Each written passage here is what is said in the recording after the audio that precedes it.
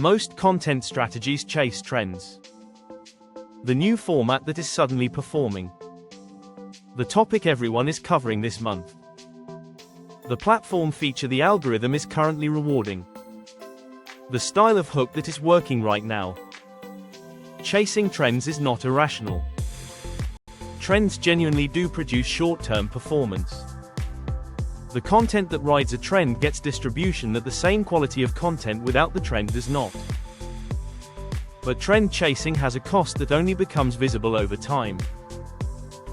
The content performs briefly and then disappears, replaced by the next trend, demoted by the next format change, buried by the next platform shift.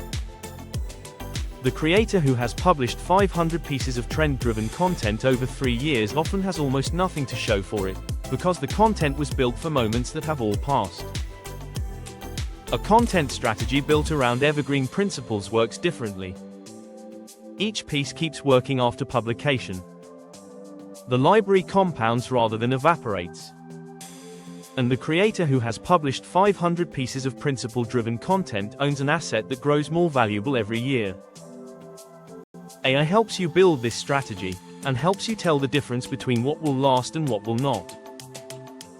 Welcome to Tech Talk Tech. We upload every single day with fresh AI strategies. Subscribe now and hit the bell so you never miss tomorrow's video. The test that separates evergreen from trend. Before the strategy, the single test that determines whether a piece of content will outlast the moment it was made in. Ask one question of every content idea. Will the problem this content addresses still exist in 5 years? Not the tool. Not the platform. Not the specific technique. The problem. Content about a specific app feature dies when the feature changes. Content about the underlying problem the feature solves, how to organize information, how to communicate clearly, how to decide what matters, remains relevant through every tool change because the problem is human rather than technological. Give Claude your last 20 content ideas or published pieces.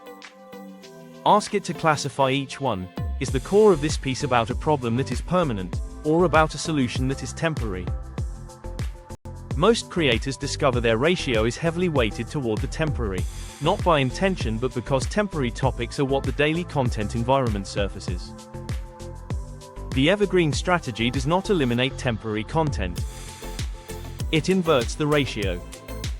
The first layer of the strategy is identifying the permanent principles your content territory contains. Every niche has a layer of temporary subject matter, tools, tactics, news, updates, sitting on top of a layer of permanent principles, the human problems, the durable trade-offs, and the fundamental dynamics that do not change when the tools do. Ask Claude to map your niche in 2 layers. Give it your content territory and ask it to list the 15 to 20 permanent principles underneath it, the problems and dynamics that existed 10 years ago and will exist 10 years from now, and the temporary layer of current tools and tactics that sits on top. The permanent principles become your content foundation.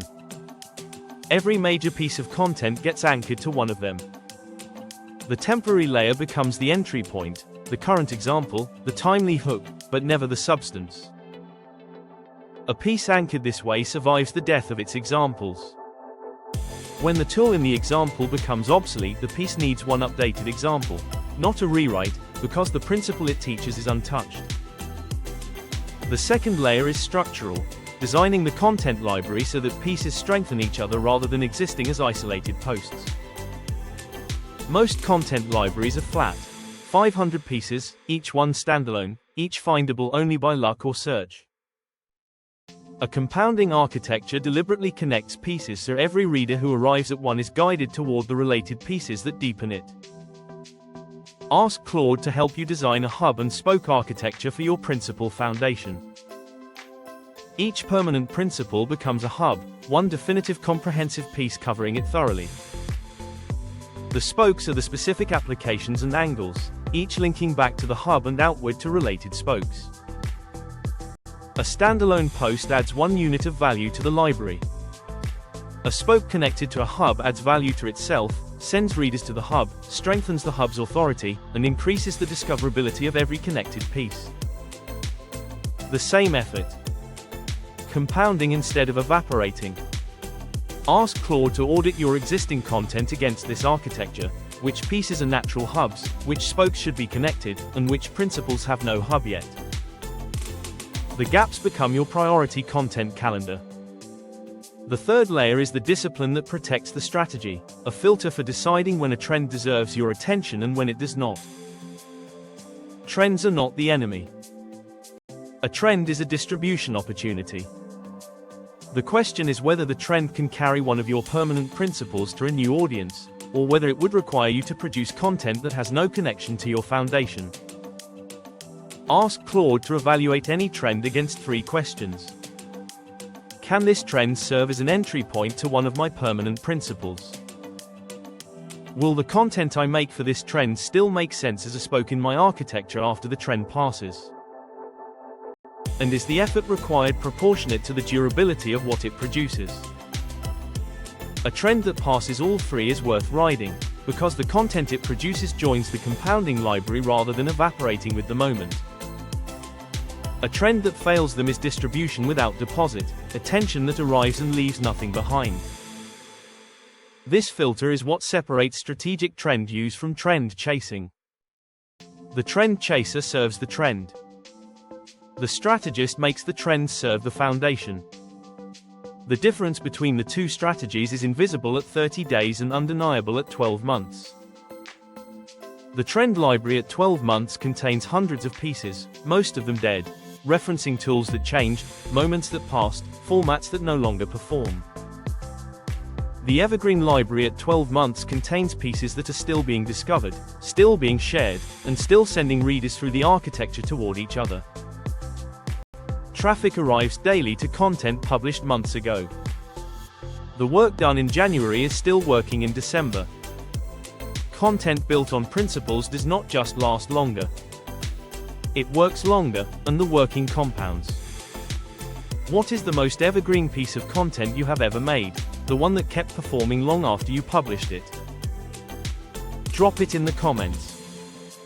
I personally reply to every comment. If this gave you a clear strategy for building content that outlasts every trend cycle, please give this video a thumbs up. Subscribe to Tech Talk Tech. We upload every single day. See you tomorrow.